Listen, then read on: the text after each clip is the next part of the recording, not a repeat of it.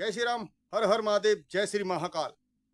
मेरे सनातन धर्म में वर्तमान में एक विवाद खड़ा कर दिया गया यादव और ब्राह्मणों के बीच में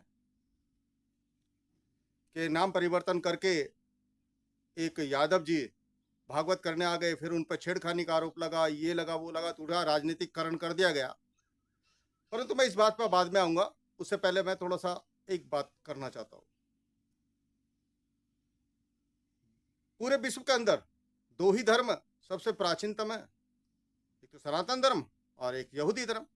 यहूदियों ने तो अपना देश कभी माना नहीं, वो पूरी धरती को अपना देश मानते थे, मगर उनको फिर अपने देश की आवश्यकता पड़ी तो इजराइल नामक एक देश बना दिया गया।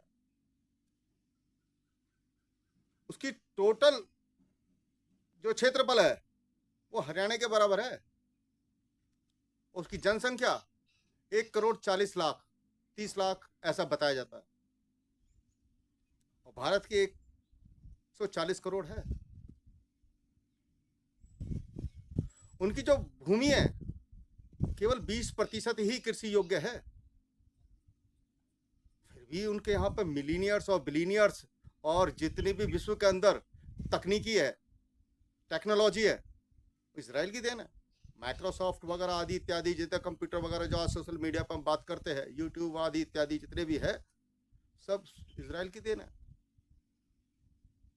अभी ईरान और इजराइल का जो युद्ध हुआ, ऐसी राष्ट्र भावना, देशभक्ति, अपने धर्म की भक्ति करते हुए वो अपने बड़े बड़े पैकेज छोड़ करके युद्ध में के मैदान में खड़े हो गए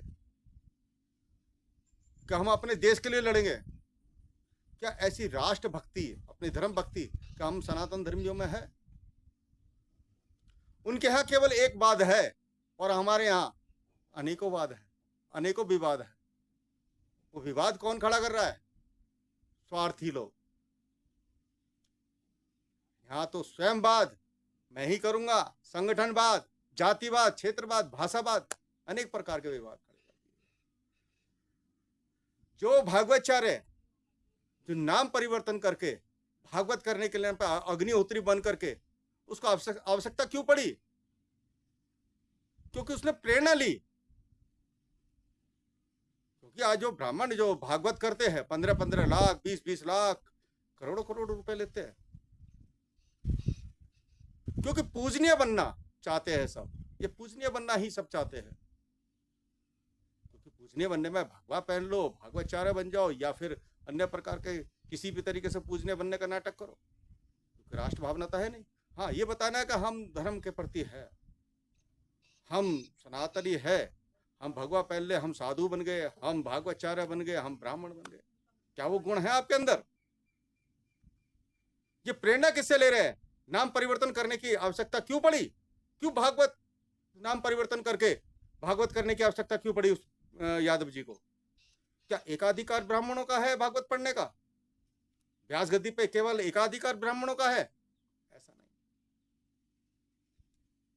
ईश्वर की वंदना तो कोई भी कर सकता है, ईश्वर का स्वाध्याय तो कोई भी कर सकता है, ईश्वर की भक्ति तो कोई भी कर सकता है, ईश्वर की भक्ति के श्रवण तो कोई भी कर सकता है, कोई भी श्रोता हो सकता है, कोई भी वक्ता हो सकता है। इससे जाति का क्या मतलब है? केवल ब्राह्मण ही करे भागवत करने का अधिकार है? ब्राह्मण पहले कौन है, पहले ये तो जान लो। जो 9 गुणों को धारण करने वाला ही ब्राह्मण होता है,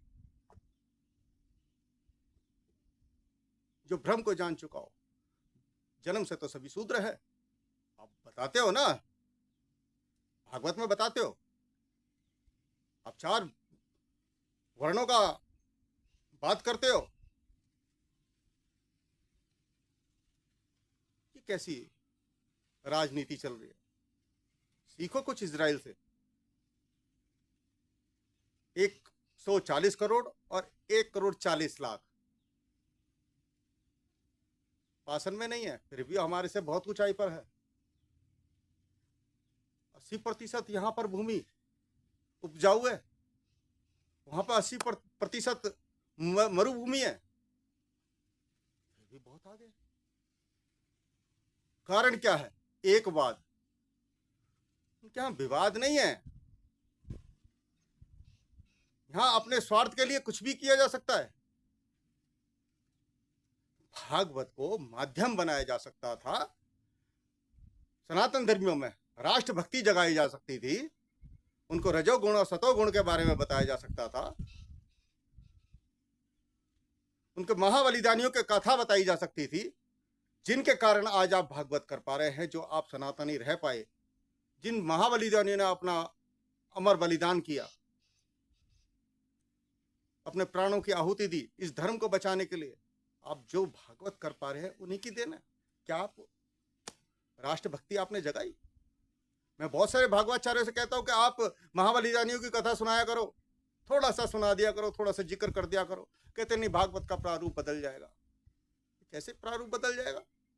आप राधा कृष्ण के चरित्रों को नचा करके मजाक बनवाते हैं अपने धर्म का, धन ऐंठते हैं। इस धन का क्या करोगे? सब छोड़ के तो यहीं जाना है। आप पूजनीय बनने का नाटक कर रहे हैं। कभी कभी कहते हैं कि अछूत अछूत अछूत की बातें करते हैं। पहले अछूत का भी समझ लो। अछूत वो है जो छोटी छोटी बच्चियों पर वासना की दृष्टि रखता हो। अछूत वो है जो दो भाइयों में विद्वेषण का कारण बनता हो, जो परिवारों में विद्वेषण का कारण बनता हो, जो देश की और देश को बांटने का काम करता हो, धर्म को बांटने का काम करता हो, वो अछूत है। उसको छूना नहीं चाहिए। जो भक्ति ना करता हो, मलिन रहता हो, जो ईश्वरी भक्ति ना करता हो, वो अछूत है। जो रिश्ते की मर्यादा ना रखता हो, जो देवर भाभी के रिश्ते की मर्यादा ना रखता हो, देवर जीजा साली के रिश्ते की मर्यादा ना रखता हो, अपने रिश्तों की मर्यादा ना रखता हो, वो अछूत है। वो सामाजिक नहीं है, वो छूने योग्य भी नहीं है। बैठाने की बात तो दूसरी बात है, वो छूने लायक भी नहीं है। और आज राजनेता क्या कर रहे हैं? जो बड़े बड़े त्रिपुणधारी भगवाधारी क्या कर रहे हैं? विद्वेषण का काम कर रहे हैं, जातियों में बांट रहे हैं, जबकि जाति तो हमारे यहाँ है भी नहीं। पहले पूर्व में मलेच्छों ने यह काम किया, आज हमारे बड़े बड़े नेता कर रहे हैं।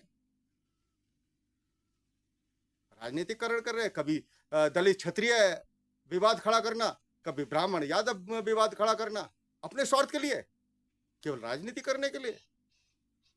क्या आप इस धरती से जब जाएंगे, इस भारत की भूमि से जब आप जाएंगे, क्या पुनः ये मनुष्य जीवन जी पाएंगे, ले पाएंगे? बिल्कुल नहीं। आपको राष्ट्रभक्ति, धर्म भक्ति भागवत से सिखानी चाहिए थी। आपने उनको दंड दिया मुंडन करके, ये दंड ठीक नहीं था। ये तो प्रशासनिक कार्रवाई करवाते, या फिर उन यादव जी को चोटी रखवा करके उनको दंड ये देते कि हम तुम्हें संस्कारित करेंगे, तुम्हें अध्ययन कराएंगे, और अध्ययन करके उनको प्रमाणित कराते कि हाँ, आज से आप तुम भागवताचार्य हो, यादव के नाम से ही आप भागवत करेंगे। पूजनीय बनने का नाटक ना करो। क्या आप तथाकथित ब्राह्मण जाति से पैदा हुए तो आप पूजनीय हो जाएंगे? ऐसा ना करो। पूजनीय बनने के लिए कर्म करना पड़ता है, गुणों को धारण करना होता है। ब्राह्मणों के 9 गुण, क्षत्रियों के 7 गुण, वैश्य के 5 गुण और शूद्र के 3 गुण।